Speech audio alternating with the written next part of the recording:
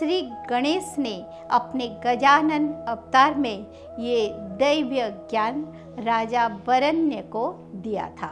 तब श्री गणेश का वरदान पूर्ण करने के लिए शिव गणों ने गजानन को पुष्पिका के पालने में गजानन उनकी भक्ति से प्रसन्न हो गए और अपने माता पिता से कहा कि जिस कार्य से मैंने अवतार लिया था वो पूर्ण हो चुका है।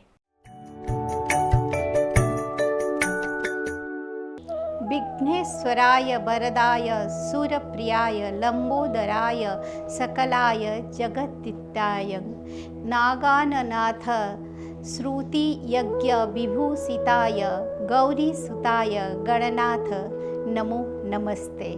नमस्कार, उदय इंडिया डिजिटल में आपका स्वागत है। मैं हूँ उपाली अपराजिता।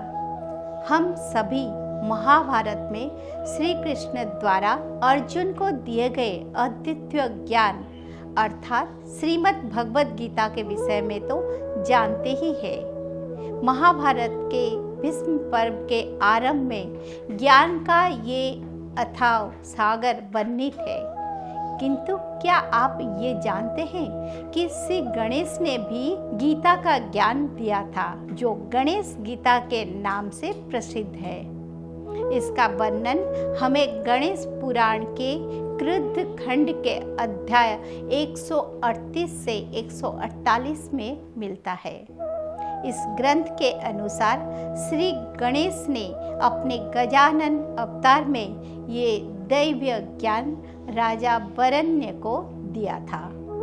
जहाँ भगवत गीता में 18 अध्याय है, वहीं गणेश गीता में 11 अध्याय है और 412 श्लोक है। श्री गणेश गीता के उद्भव की कथा इस प्रकार के है।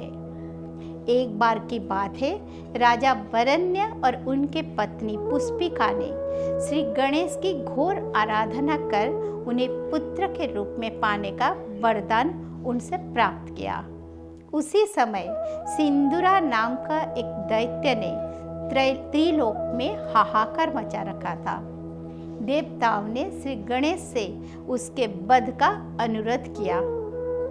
उनके अनुरोध पर श्री गणेश गजानन के रूप में अवतरित हुए।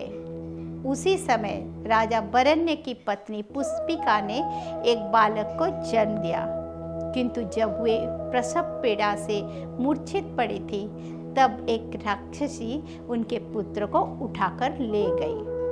तब श्री गणेश का वरदान पूर्ण करने के लिए शिव गणों ने गजानन को पुष्पिका के पालने में रख दिया।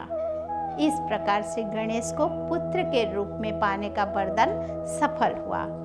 लेकिन जब पुष्पिका की मूर्छा टूटी तो गज मुख चतुर्भुज बालक को देखकर वो डर गई। राजा बरण्य ने भी ऐसे अद्भुत बालक को देखा और चकित रह गया।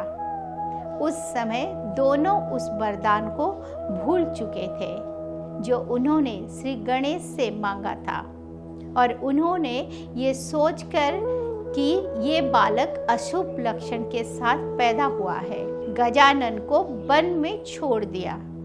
उस समय वन में विचरण करते हुए महर्षि पराशर ने उन्हें देखा और उन्हें अपने आश्रम में ले आए।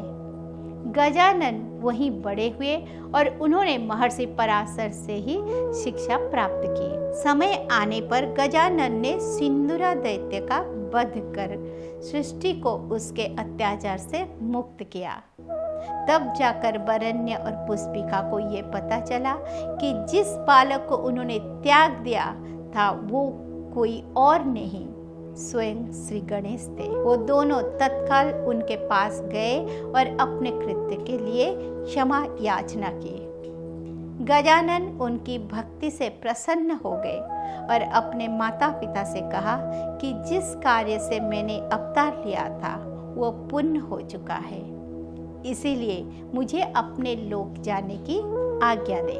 तब बहुत दुखी होकर बरण्य ने उनसे ये प्रार्थना की कि स्वधाम लौटने से पहले वे उन्हें ज्ञान प्रदान करें। तब श्री गणेश ने उन्हें ज्ञान की अनेक गूढ़ बातें बताई, जो कालांतर में गणेश गीता के नाम से प्रसिद्ध हुई। गणेश गीता में कुल 11 अध्याय है। ये है सांख्य सारार्थ कर्म योग, विज्ञान योग, वैध संन्यास योग, योग वृत्ति प्रशंसन योग, बुद्धि योग, उपासना योग, विश्वरूप दर्शन योग, क्षेत्रज्ञ योग, उपदेश योग एवं श्री विद्ध वस्तु विवेक निरूपण योग।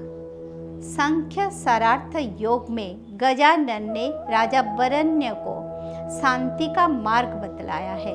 कर्म योग में गजानन ने कर्म के मर्म को समझाया है। विज्ञान योग में उन्होंने अपने अवतार के उद्देश्य के विषय में बताया है। वैध संन्यास योग में उन्होंने योग एवं प्राणायाम से संबंधित प्रमुख बातें बताई है। योग वृत्ति प्रशंसन योग में योग की चर्चा के साथ साथ देश काल की अनुकूल प्रतिकूल बातें भी बताई गई है। बुद्धि योग में गजानन ने राजा बरण्य को स्वयं की भक्ति में लीन हो जाने के फल के बारे में बताते हैं। उपासना योग में भक्ति के महत्व के विषय में बताया गया है।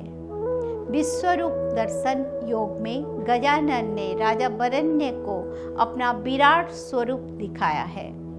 क्षेत्रज्ञ योग में गजानन ने तीनों गुणों के विषय में विस्तार से बताया है। उपदेश योग में दैवीय, राक्षसी और आसुरी वृत्तियों के विषय में बताया गया है और उन्हें त्यागने का उद्देश्य दिया गया है। त्रिविध वस्तु विवेक निरूपण योग में विभिन्न प्रकार के तप के विषय में बताया गया है। श्री गजानन से इस दुर्लभ ज्ञान को प्राप्त करने के पश्चात राजा बरण्य अपनी पत्नी के साथ वन चले गए और वहाँ उन्होंने संन्यास धारण कर लिया। फिर गजानन ने अपनी लीला समाप्त की और अपने लोक लौटे। शास्त्रों में वर्णित ऐसे कथाओं को जानने के लिए देखते रहिए मेरा खास कार्यक्रम भारतीय चेतना। ओम गणेशाय नमः।